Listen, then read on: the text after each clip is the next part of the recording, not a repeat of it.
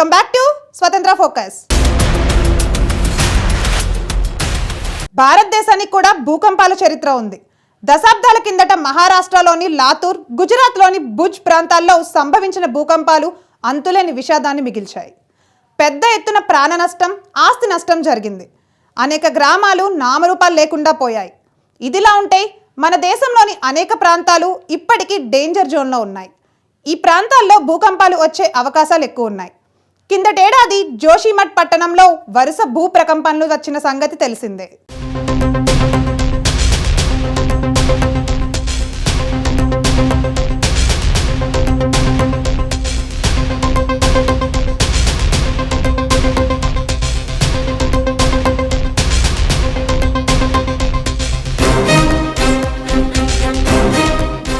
భారత్ కూడా భూకంపాల బాధిత దేశమే. భూకంపం అనగానే మన దేశంలో ఎవరికైనా వెంటనే గుర్తుకొచ్చేది భుజ్.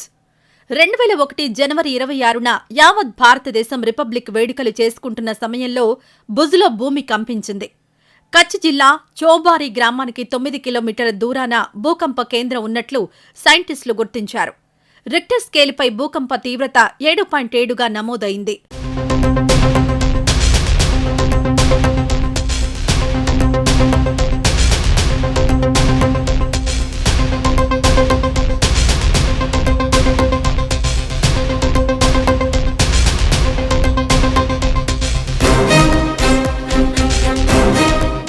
భుజ్ భూకంపంలో 20,000 మందికి పైగా చనిపోయారు.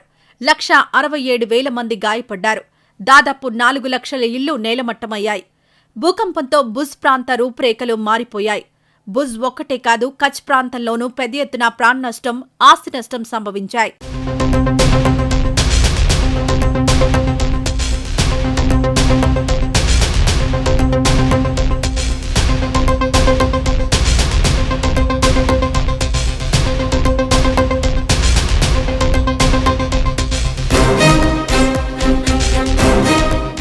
భుజ్, లాతూర్ భూకంపాల సమాచారం అందిన వెంటనే భారత సైన్యం అప్రమత్తమైంది. హుటాహుటిన రంగంలోకి దిగింది. సహాయక చర్యల్లో పాల్గొంది. బాధితులకు అండగా నిలిచింది. బాధితులను ఆదుకోవడానికి రెడ్ క్రాస్ సంస్థ కూడా ముందుకొచ్చింది. భుజ్లో యుద్ధ ప్రాతిపదికన ఆసుపత్రి నిర్మించింది. గాయపడ్డ వారికి వైద్య సేవలు అందించింది.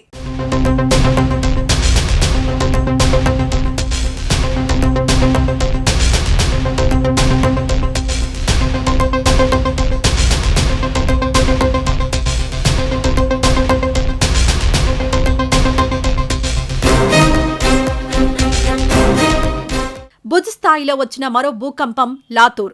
మహారాష్ట్రలోని లాతూర్లో 1993 సెప్టెంబర్ 30న భారీ భూకంపం సంభవించింది. మరికొన్ని గంటల్లో తెల్లవారుతుందనగా భూమి కంపించింది. రిక్టర్ స్కేలుపై భూకంప తీవ్రత 6.2గా నమోదైంది. భూకంపం ఫలితంగా 10,000 మందికి పైగా ప్రజలు చనిపోయారు. 30,000 మందికి పైగా గాయపడ్డారు.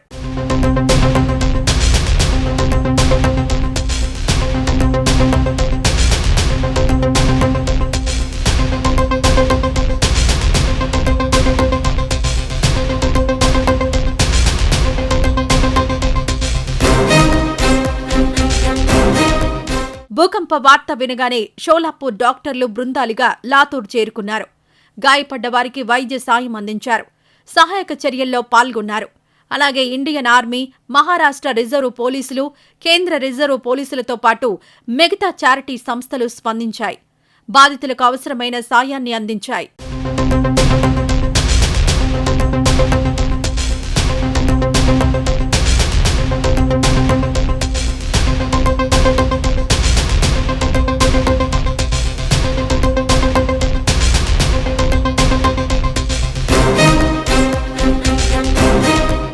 మన దేశంలో అనేక ప్రాంతాలకు భూకంపాల ప్రమాదం పొంచి ఉంది. అగర్తల, ఇంఫాల్, కోహిమా, అమృత్సర్, ఢిల్లీ, మీరట్, పాట్నా, చెన్నై, ముంబై, కోల్కతా నగరాలకు కూడా ప్రమాదం పొంచి ఉందని ఎన్జీఆర్ఐ సైంటిస్టులు గతంలో హెచ్చరించారు. అంతేకాదు, ఉత్తరాఖండ్లోని జోషిమఠ్ పట్టణం కూడా డేంజర్ లిస్టులో ఉందంటున్నారు సైంటిస్టులు. భూమి కుంగడం, పగుళ్ల కారణంగా కిందటేడాది జోషిమఠ్ పట్టణం వార్తల్లోకెక్కిన సంగతి తెలిసిందే. జోషిమఠ్లో నివాసముంటున్న వారిని సురక్షిత ప్రాంతాలకు తరలించారు.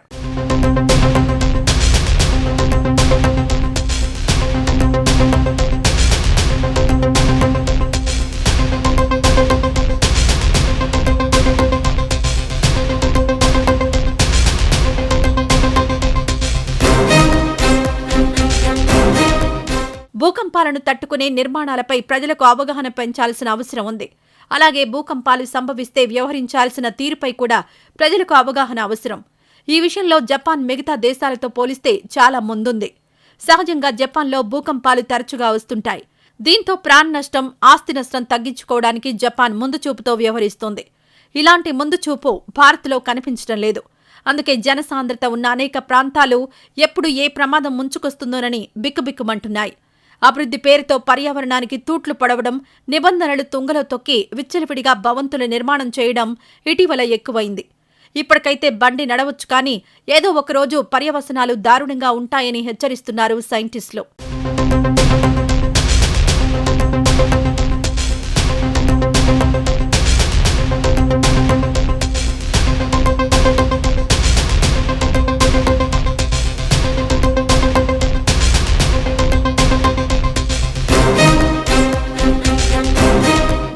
ఏమైనా జపాన్ విపత్తు చూసి భారత్ అప్రమత్తం కావాల్సిన అవసరం ఉంది. మన దేశంలోనూ భూకంపాలు సంభవించే ప్రాంతాలున్నాయి. వీటి మీద పాలకులు వెంటనే దృష్టి పెట్టాలి. నిబంధనలు గాలికొదిలేసి ఆకాశాన్ని తాకే భవనాలను నిర్మించడం మానుకోవాలి. పర్యావరణవేత్తల సూచనలు పాటించాలి. లేదంటే పర్యవసనాలు తీవ్రంగా ఉంటాయని సైంటిస్టులు హెచ్చరిస్తున్నారు.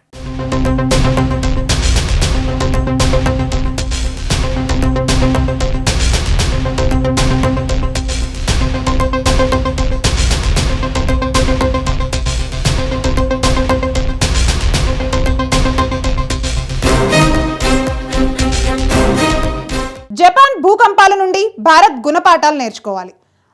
ఆకాశాన్ని తాకే భవనాల నిర్మాణాలను నిలిపివేయాలి. పర్యావరణవేత్తల సూచనలు పాటించాలి. లేదంటే పర్యవసానాలు తీవ్రంగా ఉంటాయన్నారు నిపుణులు. ఇది ఇవాల్టి స్వతంత్ర ఫోకస్. రేపు మరో అంశంతో మళ్ళీ కలుద్దాం. అప్పటి వరకు చూస్తూనే ఉండండి స్వతంత్ర టీవీ.